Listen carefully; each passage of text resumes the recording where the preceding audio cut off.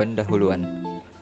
Terkenal dengan hasil pertaniannya yang kaya dan pertambangan, kehutanan, industri kelautan, Pulau Kalimantan menjadi magnet bagi Cina dan perdagangan Eropa selama masa kolonial. Selama abad ke-19, sebagian besar perekonomian Kalimantan Barat ditopang oleh hasil pelayaran, sedangkan kebangkitan perkebunan didukung oleh fasilitas perdagangan yang luas. Perkembangan perkebunan di Kalbar. Perkebunan sebagai bagian integrasi dari sektor pertanian merupakan subsektor yang mempunyai peranan penting dan strategi dalam pembangunan nasional.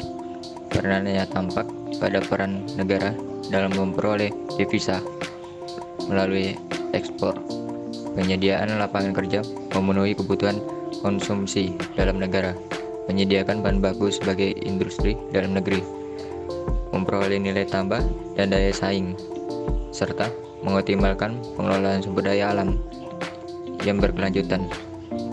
Perkebunan utama mendukung integrasi seperti kelapa sawit dan karet. Perkebunan kelapa sawit.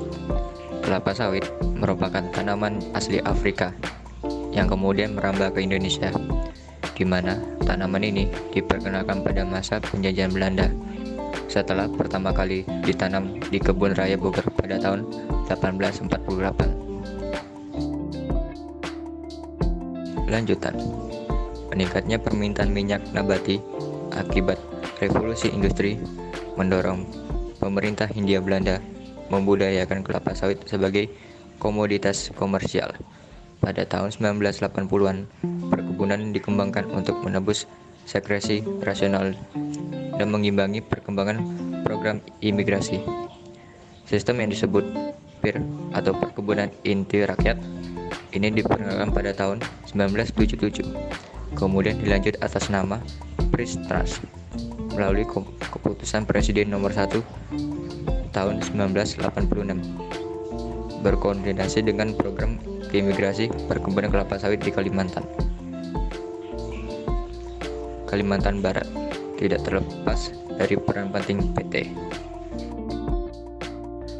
Pertumbuhan perekonomian di Kalimantan Barat. Tingkat pertumbuhan ekonomi tidak hanya bisa dilihat dari kondisi perekonomian secara keseluruhan, akan tetapi juga dilihat pengaruh dari sektor-sektor ekonomi yang ada di daerah tersebut, di mana sektor yang berpengaruh dominan disebut sektor unggulan. Pandangan dari teori basis ini menyatakan bahwa ekspor adalah salah satu cara dalam meningkatkan pembangunan daerah.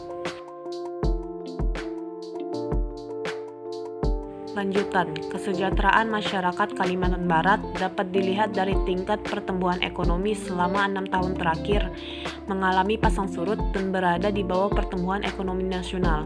Namun secara makro kinerja perekonomian Kalbar relatif baik yang ditandai dengan beberapa indikator kesejahteraan masyarakat seperti meningkatnya kualitas sumber daya manusia, berkurangnya jumlah pengangguran, berkurangnya inflasi, menurunnya tingkat kemiskinan, serta meningkatnya pendapatan per kapita.